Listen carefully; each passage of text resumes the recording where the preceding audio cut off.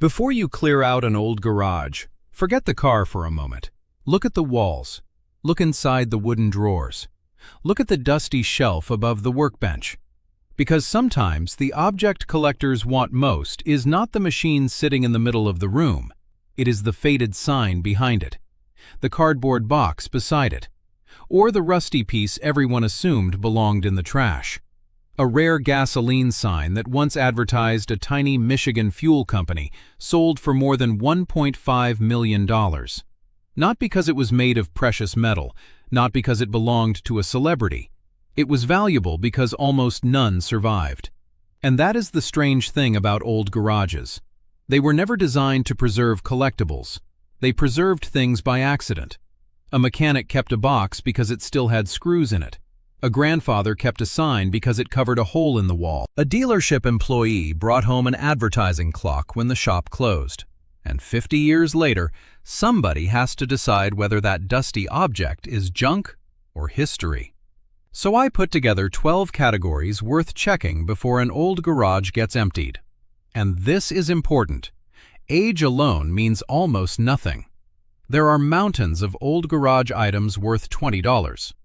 What creates real value is usually a combination of rarity, original condition, the right manufacturer, unusual graphics, completeness, and sometimes one tiny number stamped where nobody thinks to look.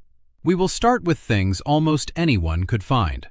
By the time we reach the final 3, we are dealing with objects serious collectors have paid 5 and even 6 figures to own. And one mistake appears again and again across this entire list. People clean the evidence away before they discover what they have. So leave the polish on the shelf for now. And one quick thing before we start checking the garage. I made a practical collector's guide showing you what to look for before you sell, clean, donate, or throw an old item away.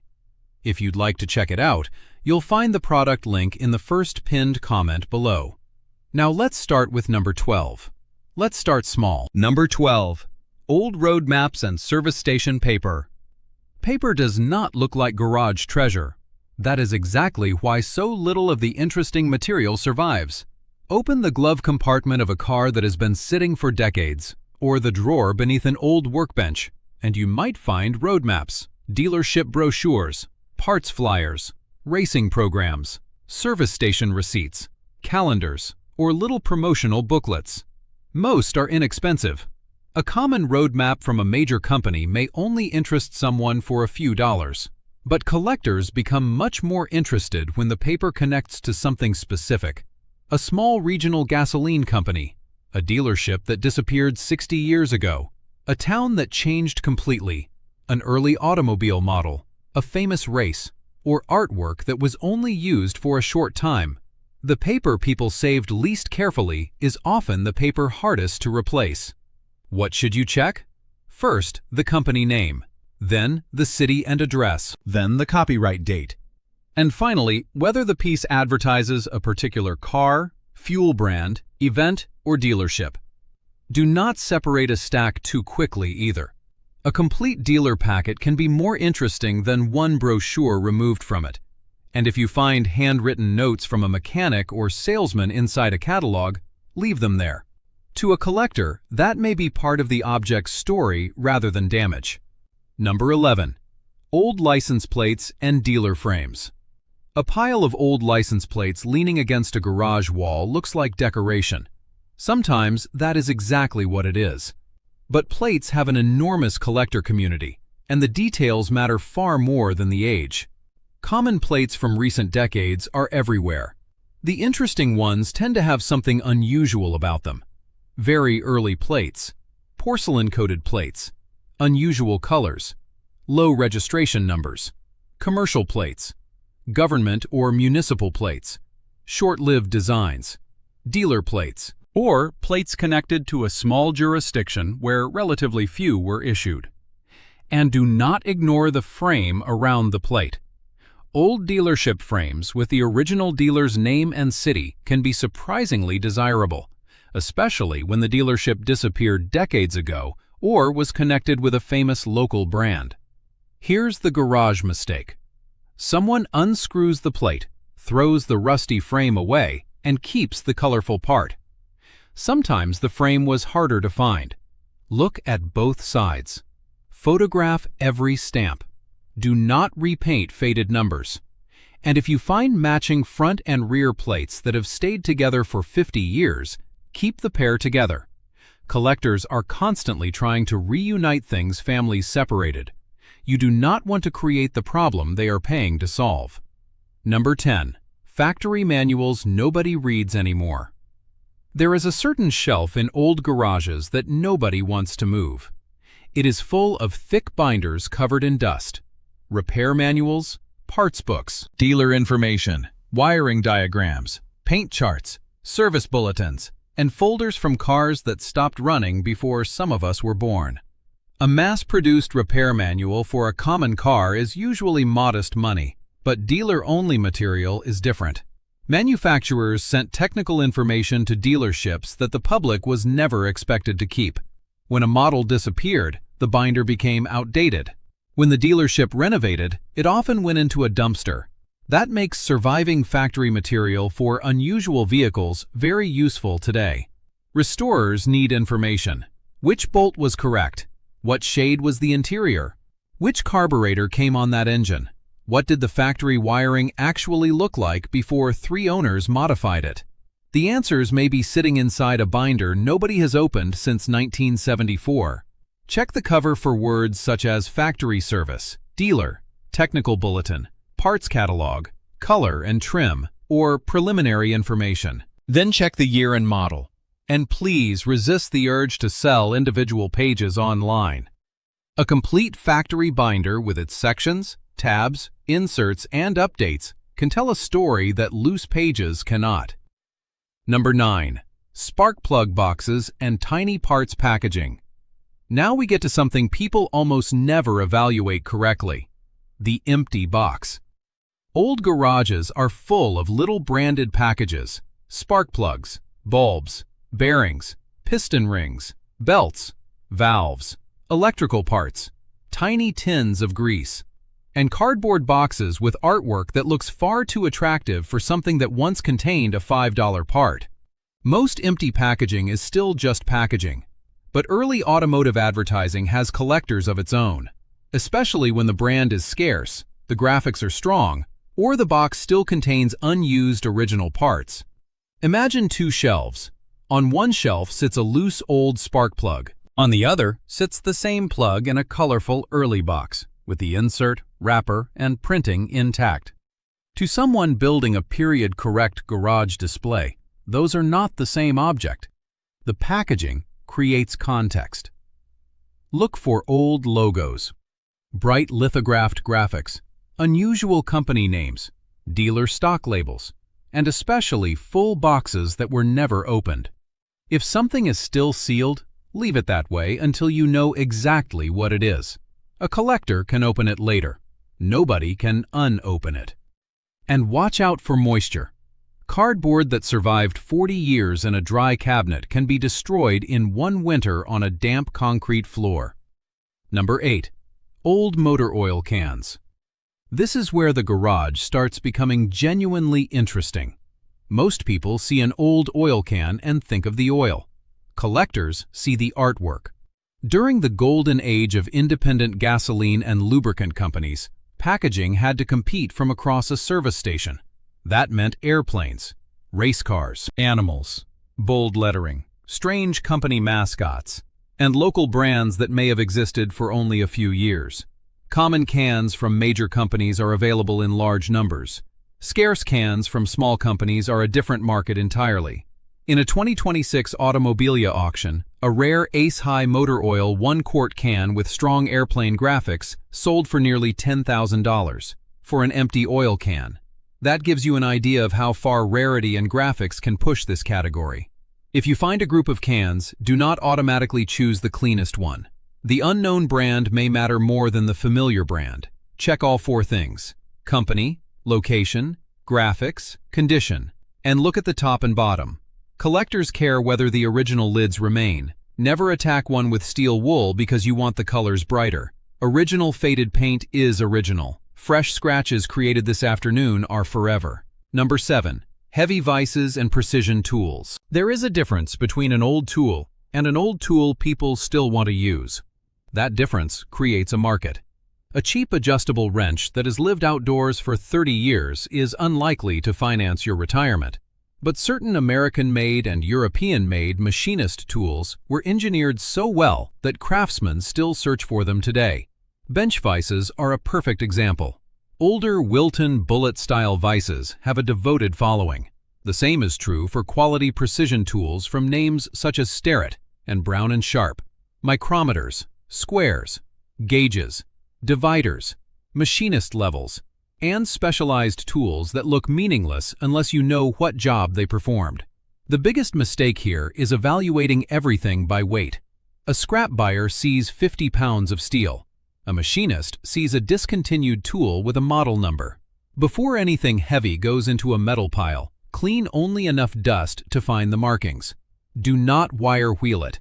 Do not paint it. Find the manufacturer. Find the model. Find the jaw width or size, and check whether removable parts are still present. Old tools were built to be used, so some wear is expected. A collector can forgive honest wear. What becomes difficult to forgive is somebody covering the original finish with bright red hardware store paint on Saturday morning. Number 6. Wooden machinist chests.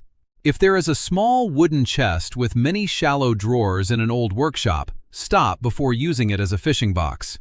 Machinists needed a way to protect delicate measuring tools from dust and damage. Companies built beautiful wooden chests with felt-lined drawers, fitted compartments, mirrors, locks, and hardware.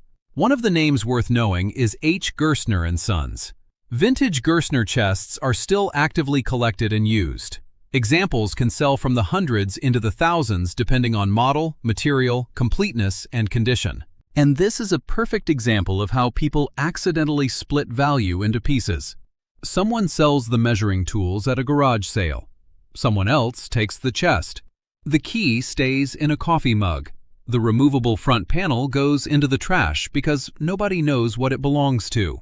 3 months later, a buyer is searching for the exact missing piece. So before emptying one, photograph the chest exactly as you found it. Open every drawer carefully. Look behind the drawers. Check underneath. Find the maker's label. Keep the key. Keep the dividers. Keep strange wooden pieces until you know where they fit. And now we need to change the way we look at the rest of this garage. Because from this point forward, the dangerous word is not junk, it is restore. A valuable garage collectible often carries its history on the surface.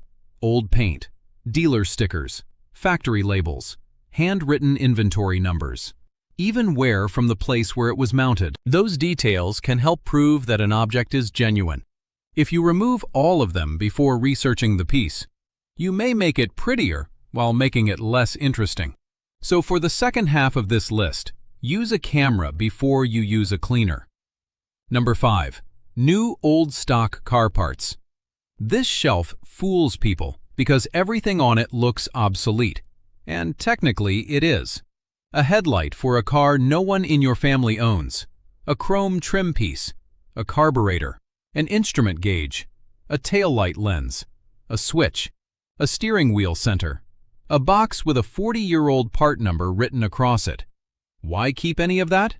Because somewhere else, somebody may be restoring the exact car it belongs to. In the restoration world, the phrase new old stock, often shortened to NOS, gets attention. It usually means an original period part that was never installed. For a difficult restoration, that can be much more appealing than a modern reproduction. This is where part numbers become more important than appearance. Do not guess what a part fits. Read the box. Read the tag. Read the casting numbers. Photograph them. Then research the number exactly. A boring-looking switch for the right rare model can attract more interest than a beautiful chrome piece from a car that had millions of replacements made. And keep original packaging with the part. The box may prove what the loose object cannot. If a factory-sealed package has survived untouched, research it before cutting anything open. Curiosity lasts 10 seconds. An opened package stays opened forever. Number 4. hood ornaments, and car mascots. Now we arrive at one of the most visually deceptive objects in the garage. Some hood ornaments are common chrome souvenirs worth modest money. Others are genuine works of decorative art. Early automobile owners did not always settle for the standard emblem that came with the car. Luxury cars could wear elaborate mascots in metal or glass. One of the most famous names is René Lalique. His glass automobile mascots are collected far beyond the car world. Rare examples have sold for enormous sums, including a Lalique Renard mascot that reached £110,000 at auction. And here is the problem. A valuable glass mascot does not necessarily look valuable after decades in a drawer. It may be cloudy. It may have grease around the base. It may be sitting beside bolts and old spark plugs. What matters is the design, signature, model, color, and condition. If you find a strange glass or bronze figure that appears designed to mount on a vehicle, do not toss it into a box with metal parts. Photograph the base, look carefully for signatures, measure it, and protect it from chips. With glass mascots especially, a tiny piece of damage can represent a very expensive knock against value. This is also a category with reproductions, so unusual does not automatically mean authentic. At this level, a specialist opinion becomes worth far more than a guess from a general marketplace listing. Number 3. Gas pump globes. Picture an old service station at night. Before giant digital signs and LED price boards, the glowing globe sitting on top of the pump helped drivers recognize the gasoline brand from the road. Most were made to work. Very few were made with the expectation that people would collect them a century later. That is why original globes and lenses can become serious objects. Collectors look at the brand, artwork, manufacturer, size, condition, and whether the lens is original to the body. Small regional gasoline companies can be especially interesting because their advertising material was produced in lower numbers. Recent specialist auctions have seen rare gas pump lenses and complete globes sell well into 5 figures. One 1930s Aereo 70 globe with its original shipping box reached $34,800. Think about that for a second. The cardboard shipping box survived too. That is the sort of completeness collectors notice. If you find a globe, do not scrub the glass aggressively. Do not repaint the metal body. Do not replace one lens simply because the colors do not match perfectly. Photograph each side in daylight. Photograph the mounting hardware. Measure the diameter, and look for manufacturer markings. From here onward, online image search is useful for orientation. It is not enough for authentication. Reproductions of gasoline memorabilia have existed for years, and some are now old enough to fool people simply because they have developed wear of their own. Number 2. Old visible gas pumps. There are objects people throw away because they look useless. Then there are objects people throw away because they are too heavy to move. Old gas pumps fall into the second category. If you have ever seen an early visible pump, you know why collectors love them. Tall metal body, large glass cylinder, mechanical fittings, beautiful proportions. It looks less like modern fuel equipment and more like something from an industrial museum. A rough, incomplete pump may require enormous restoration work. A common restored pump may be worth far less than internet asking prices suggest. But rare models, especially with important original components, can reach serious auction money. Specialist sales have recorded desirable visible pumps in the tens of thousands of dollars. And originality creates a strange balancing act. Collectors may accept a professional restoration because these machines lived outdoors, but they still want the correct bones underneath it. Correct pump, correct hardware, correct cylinder, correct face, correct manufacturer tag. So if an old pump is standing behind a barn or buried in the corner of a workshop, do not start ordering reproduction parts before identifying the machine. Photograph it as found. Find the manufacturer's plate. Look for model numbers. Photograph the pump mechanism and both sides. Then determine what is original and what has already been replaced. At this level, the object is too large and the money too serious for guessing. And now we reach the object that can look the simplest of all. A flat piece of metal hanging on a wall. Number 1. Original porcelain gasoline and oil signs. This is where garage collecting leaves the garage. Serious advertising collectors compete for these. Automotive collectors compete for them. Local history collectors compete for them. And sometimes, collectors of a particular brand have spent decades waiting for one example to appear. An original porcelain service station sign from a common brand in rough condition may be worth only a fraction of the fantasy prices people post online.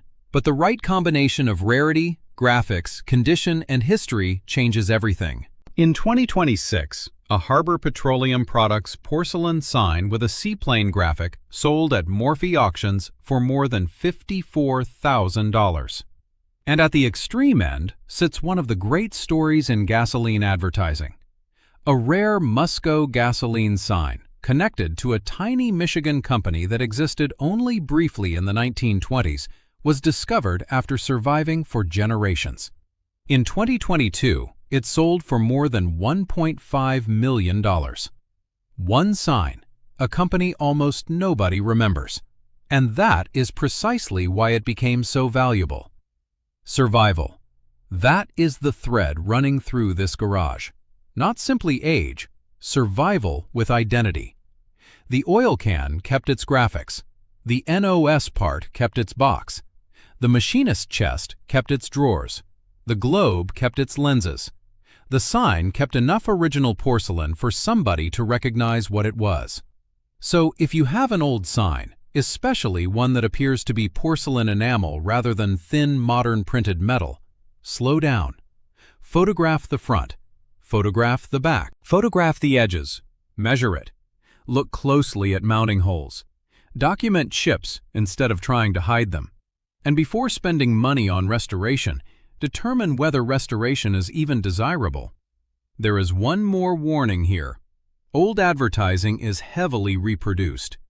A rusty-looking Coca-Cola, gasoline, motorcycle, or automotive sign is not automatically old. Artificial aging exists. Fantasy designs exist. Modern reproductions can themselves develop real rust after 20 years. That means the smartest question is not, does this look old? Ask, can I prove what this is? Look at construction, manufacturing method, dimensions, typography, mounting, back surface, known original examples, and provenance if the family knows where it came from. When the possible value becomes serious, let someone who specializes in that category examine it. Because the difference between a decorative reproduction and an important original can be the difference between wall art and a car. So here is what I would do before clearing an old garage. Make 3 groups. The first is obvious modern material you already understand. The second is ordinary vintage material you can research later. And the third is the stop pile. Anything with an unfamiliar maker, anything still sealed, anything with original packaging, anything from a vanished local business, anything with striking early graphics, anything with a serial number or model number you have not checked, anything that looks handmade, unusually heavy, unusually fragile, or strangely overbuilt for its purpose. Photograph those pieces before changing them. Search completed sales rather than simply looking at what sellers are asking. An asking price tells you what one person wants. A completed auction tells you what another person was actually willing to pay. And if you learn nothing else from this garage, remember this. The object most likely to be valuable is not always the object the family thought was special. Families protect beautiful things. Garages accidentally protect useful things. And useful things are exactly what previous generations used until they disappeared. That is why a cardboard box can matter. Why a dealer sticker can matter. Why old paint can matter. Why the strange company name you have never heard of may be more interesting than the famous one beside it. Before the dumpster arrives, give the garage one slow afternoon. Open the drawers. Read the labels. Turn things around. Look behind the shelves. And if you discover something you cannot identify, do not decide its value from appearance alone. Figure out what it is first. Price comes second. If you have an old garage or workshop in your family, tell me in the comments what is still sitting inside it. An old sign? A wooden tool chest? Boxes of parts? A gas station item nobody has touched in decades? Because the next great garage discovery is probably not sitting in an antique shop. It is sitting exactly where somebody left it,